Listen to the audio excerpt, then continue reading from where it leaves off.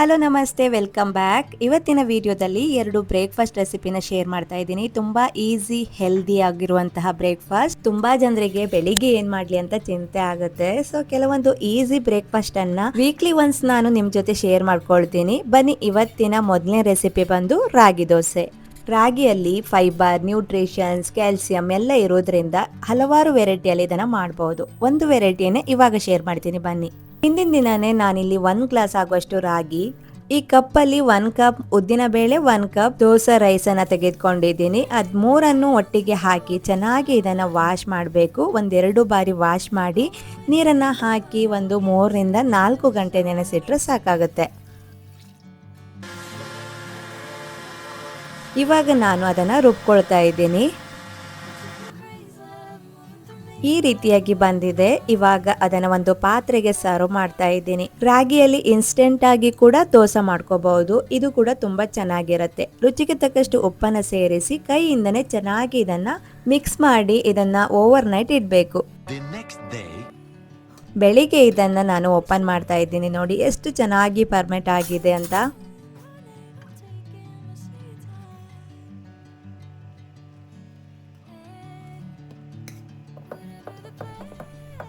ನಾನು ಇದನ್ನು ಚೆನ್ನಾಗಿ ಇವಾಗ ಮಿಕ್ಸ್ ಮಾಡ್ತಾ ಇದ್ದೀನಿ. ಜೊತೆಗೆ ನೀರು ಬೇಕಾದರೆ ಕೂಡ ಸೇರಿಸ್ಬೋದು. ಇದನ್ನು ಇಡ್ಲಿ ಕೂಡ ಮಾಡ್ಬೋದು. ನಾನಿಲ್ಲಿ ದೋಸೆ ಮಾಡ್ತಾ ಇದ್ದೀನಿ.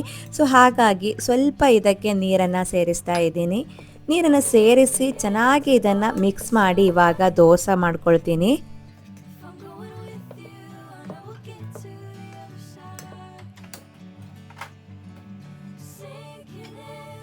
ನಾನಿಲ್ಲಿ ಕಬ್ಬಿಣದ ಹಂಚಿನಲ್ಲಿ ಮಾಡ್ತಾ ಇದ್ದೀನಿ. ಯಾವುದೇ ದೋಸೆ ತವ ಕೂಡ ತೆಗೆದುಕೊಳ್ಬಹುದು. ಸೊ ಇವಾಗ ಮೊದಲನೇ ದೋಸೆ ಹೇಗೆ ಬಂತು ಅಂತ ತೋರಿಸ್ತೀನಿ, ಬನ್ನಿ.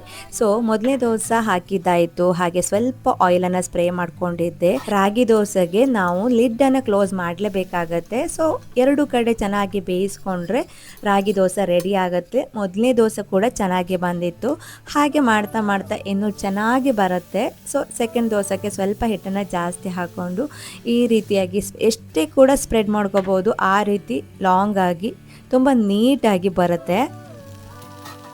ನೋಡಿದ್ರಲ್ಲ, ತುಂಬ ಸಿಂಪಲ್ ಆಗಿ ಮಾಡುವಂಥದ್ದು. ಉದ್ದಿನ ದೋಸೆ ಎಲ್ಲ ಹೇಗೆ ಮಾಡ್ತೀವಿ ಅದೇ ರೀತಿ ಹೋಲ್ ರಾಗಿಯನ್ನು ಹಾಕಿರೋದು.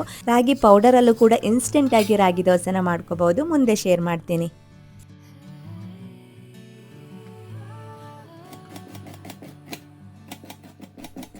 ಸೆಕೆಂಡ್ ರೆಸಿಪಿ ಬಂದು ಆಲೂ ಪರೋಟ. ಇದು ತುಂಬಾ ಜನರಿಗೆ ಗೊತ್ತಿರುತ್ತೆ, ಯಾವಾಗಲೂ ಮಾಡ್ತಾ ಇರ್ತೀವಿ. ನಾನು ಸಿಂಪಲ್ ಆಗಿ ಹೇಗೆ ಮಾಡೋದು ಅನ್ನೋದನ್ನ ಇವತ್ತಿನ ಈ ವಿಡಿಯೋದಲ್ಲಿ ಶೇರ್ ಮಾಡ್ತಾ ಇದ್ದೀನಿ. ಆಲೂಗಡ್ಡೆಯನ್ನ ಮೊದಲಿಗೆ ನಾನು ಕುಕ್ಕರಲ್ಲಿ 2 ವಿಸಿಲ್ ತೆಗೆದುಕೊಂಡಿದ್ದೀನಿ. ಜಾಸ್ತಿ ತೆಗೆದುಕೋಬಾರ್ದು, 2 ವಿಸಿಲ್ ತೆಗೆದುಕೊಂಡ್ರೆ ಸಾಕು. ಇನ್ನು ಕುಕ್ಕರಲ್ಲಿ ಬೇಯಿಸಬೇಕಾದ್ರೆ 2 ಪಾರ್ಟ್ ಆಗಿ ಮಾಡ್ಕೊಳ್ಬೇಕು. ಆ ಕ್ಲಿಪ್ ಕೂಡ ನನ್ನ ಹತ್ರ ಮಿಸ್ ಆಗಿತ್ತು. ಇವಾಗ ಬೇಯಿಸಿದ ಆಲೂಗಡ್ಡೆಯನ್ನ ಒಂದು ಪಾತ್ರೆಯಲ್ಲಿ ಇಟ್ಟು ಇದನ್ನ ಚೆನ್ನಾಗಿ ಸ್ಮ್ಯಾಶ್ ಮಾಡ್ಕೊಳ್ತೀನಿ. ಆಲೂಗಡ್ಡೆಯಲ್ಲಿ ಕಾರ್ಬೋಹೈಡ್ರೇಟ್ ಇರುತ್ತೆ, ಆದ್ರೆ ಗೋಧಿಯಲ್ಲಿ ಫೈಬರ್ ಇರುತ್ತೆ, ಸ್ವಲ್ಪ ಮಟ್ಟಿಗೆ ಪ್ರೋಟೀನ್ ಕೂಡ ಇರುತ್ತೆ. ಆದ್ರೆ ತುಂಬಾನೇ ಟೇಸ್ಟಿಯಾಗಿರುತ್ತೆ. ವೀಕ್ಲಿ ಒನ್ಸ್ ಇದನ್ನ ಮಾಡಿ ತಿನ್ಬಹುದು. ಇವಾಗ ಕೊತ್ತಂಬರಿ ಸೊಪ್ಪು ಮತ್ತೆ ಈರುಳ್ಳಿಯನ್ನ ಚಿಕ್ಕದಾಗಿ ಹಚ್ಚಿ ಹಾಕಿದ್ದೀನಿ. ಮಕ್ಕಳು ತಿಂತಾ ಇರೋದ್ರಿಂದ ನಾನು ಹಸಿಮೆಣಸನ್ನು ಸ್ಕಿಪ್ ಮಾಡಿದ್ದೀನಿ. ಅದನ್ನು ಕೂಡ ಹಾಕಿದರೆ ಚೆನ್ನಾಗಿರುತ್ತೆ. ಸ್ವಲ್ಪ ಹಳದಿ ಪೌಡರ್, ಗರಂ ಮಸಾಲ ಪೌಡರ್, ರುಚಿಗೆ ತಕ್ಕಷ್ಟು ಉಪ್ಪು, ಖಾರಕ್ಕೆ ಅಚ್ಚ ಖಾರದ ಪೌಡರ್, ಜೊತೆಗೆ ಕೊತ್ತಂಬರಿ ಪೌಡರ್ ಹಾಗೂ ಜೀರಿಗೆಯನ್ನು ಇಡಿಯಾಗಿ ಹಾಕ್ತಾ ಇದ್ದೇನೆ. ಪೌಡರ್ ಸಮೇತ ಹಾಕ್ಬಹುದು. ಸೊ ಇದಿಷ್ಟನ್ನು ಹಾಕಿ ಚೆನ್ನಾಗಿ ಇದನ್ನು ಮಿಕ್ಸ್ ಮಾಡಿಕೊಂಡು ಮೊದಲಿಗೆನೆ ಉಂಡೆಗಳನ್ನಾಗಿ ಮಾಡಿ ಇಟ್ಕೊಂಡ್ರೆ ಅದಕ್ಕೆ ಸರಿಯಾಗಿ ಗೋಧಿ ಹಿಟ್ಟು ಕೂಡ ಮಾಡಿ ಇಟ್ಕೋಬಹುದು. ಸೊ ಇವಾಗ ನಾನು ಇದರಲ್ಲಿ ಒಂದು 6 ಉಂಡೆಯನ್ನು ಮಾಡಿದ್ದೀನಿ.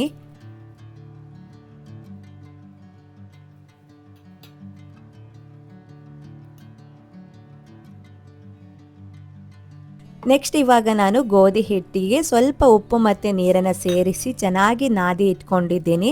ಇದು ಸ್ವಲ್ಪ ಬೇಗ ನಾದಿ ಇಟ್ಕೊಂಡ್ರೆ ಇನ್ನೂ ಚೆನ್ನಾಗಿ ಬರುತ್ತೆ. ನಾನು ಕ್ವಿಕ್ಕಾಗಿ ಮಾಡ್ತಾ ಇದ್ದೀನಿ ಇಲ್ಲಿ. ಇವಾಗ ನಾನು ಎಷ್ಟು ಆಲೂಗಡ್ಡೆ ಉಂಡೆಯನ್ನು ಮಾಡ್ಕೊಂಡಿದ್ದೆ ಅದೇ ರೀತಿ ಗೋಧಿ ಹಿಟ್ಟಿನಲ್ಲೂ ಕೂಡ ಅಷ್ಟೇ ಉಂಡೆಯನ್ನು ಮಾಡಿ ಸೈಡಲ್ಲಿ ಇಟ್ಕೊಂಡ್ರೆ ಈಸಿಯಾಗಿ ನಾವು ಅದನ್ನು ಫ್ರೈ ಮಾಡ್ಕೊಳ್ಳಿಕ್ಕಾಗತ್ತೆ, ಹಾಗೆ ಲಟ್ಟಿಸ್ಕೊಳ್ಳಿಕ್ಕೂ ಆಗುತ್ತೆ. ಇವಾಗ ಇದನ್ನು ಲಟ್ಟಿಸ್ಕೊಳ್ತಾ ಇದ್ದೀನಿ.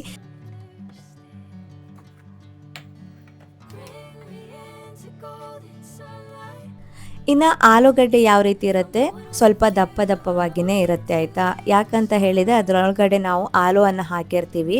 ತೆಳು ಮಾಡಲಿಕ್ಕೂ ಕೂಡ ಆಗೋದಿಲ್ಲ, ತೆಳು ಆಗಿದ್ರೂ ಕೂಡ ಚೆನ್ನಾಗಿರೋದಿಲ್ಲ. ಸ್ವಲ್ಪ ದಪ್ಪ ದಪ್ಪವಾಗಿಯೇ ಲಟ್ಟಿಸ್ಕೊಳ್ಬೇಕಾಗತ್ತೆ. ಒಮ್ಮೆಲೆ ಎಲ್ಲವನ್ನ ಲಟ್ಟಿಸಿ ಸೈಡಲ್ಲಿ ಇಟ್ಕೊಂಡ್ರೆ ಕೆಲಸ ಕೂಡ ಈಸಿ ಆಗುತ್ತೆ.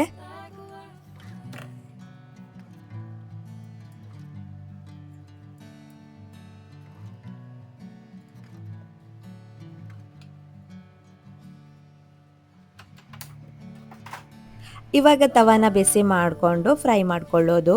ಫ್ರೈ ಮಾಡಬೇಕಾದ್ರೆ ಇದಕ್ಕೆ ಸ್ವಲ್ಪ ತುಪ್ಪವನ್ನು ಹಾಕಿದರೆ ತುಂಬ ಚೆನ್ನಾಗಿರುತ್ತೆ.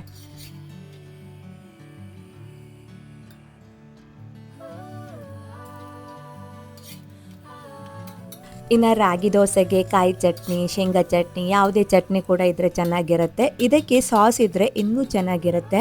ಮಕ್ಕಳಿಗೆ ಸಾಸ್ ಹಾಕಿ ಕೊಡೋದ್ರಿಂದ ತುಂಬ ಇಷ್ಟಪಟ್ಟು ತಿಂತಾರೆ. ಬೆಳಿಗ್ಗೆ ಟಿಫಿನ್ ಬಾಕ್ಸ್ಗೆ ಇದು ನಾನು ಮಾಡ್ತಾ ಇದ್ದೀನಿ. ಟಿಫಿನ್ ಬಾಕ್ಸ್ಗೆ ಏನು ಮಾಡಲಿ ಅಂತ ಚಿಂತೆ ಆದರೆ ಇದನ್ನು ವಾರಕ್ಕೊಮ್ಮೆ ಮಾಡಿ ಕೊಡ್ಬೋದು. ಇನ್ನು ಆಲೂ ಪರೋಟ ಫ್ರೈ ಮಾಡಲಿಕ್ಕೆ ಸ್ವಲ್ಪ ಟೈಮ್ ಹಿಡಿಬಹುದು, ಯಾಕಂದರೆ ಎರಡು ಕಡೆ ಚೆನ್ನಾಗಿ ಫ್ರೈ ಮಾಡಬೇಕಾಗತ್ತೆ. ಸೊ ಸ್ವಲ್ಪ ತುಪ್ಪ ಆ ಕಡೆ ಈ ಕಡೆ ಹಾಕಿ ಮಾಡಿದರೆ ಇನ್ನೂ ಚೆನ್ನಾಗಿ ಬರುತ್ತೆ. ಇದೇ ರೀತಿ ಯೂಸ್ಫುಲ್ ರೆಸಿಪಿ ಐಡಿಯಾಗಳನ್ನು ನಿಮ್ಮ ಜೊತೆ ಶೇರ್ ಮಾಡ್ತಾ ಇರ್ತೀನಿ. ಇವತ್ತಿನ ಈ ವಿಡಿಯೋ ನಿಮ್ಗೇನಾದರೂ ಇಷ್ಟವಾದರೆ ಪ್ಲೀಸ್ ಲೈಕ್ ಮಾಡಿ, ನಿಮ್ಮ ಅನಿಸಿಕೆಯನ್ನು ಕಮೆಂಟ್ ಬಾಕ್ಸಲ್ಲಿ ತಿಳಿಸಿ. ಮುಂದಿನ ವಿಡಿಯೋದಲ್ಲಿ ಮತ್ತೆ ಸಿಗೋಣವಾ.